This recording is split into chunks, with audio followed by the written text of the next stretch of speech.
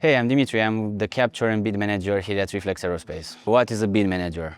Basically, a customer comes with a list of requirements. They come and say, hey, we want to buy a satellite from you guys. We evaluate their requirements. We make sure that we are compliant with everything that they ask for.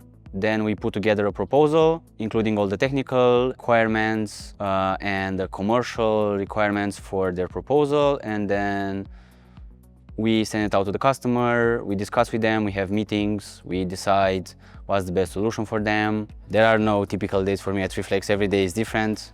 We go from one project to another, obviously multiple at once.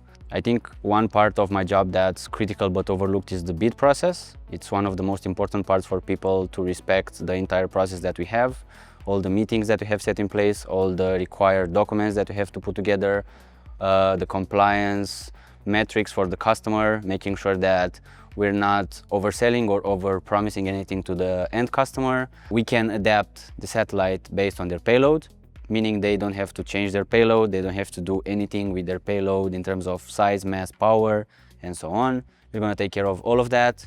We're going to put it in our satellite and fly it in space. Every mission is different, but we make sure that we treat every customer equal, and then we make everything as best as possible for them.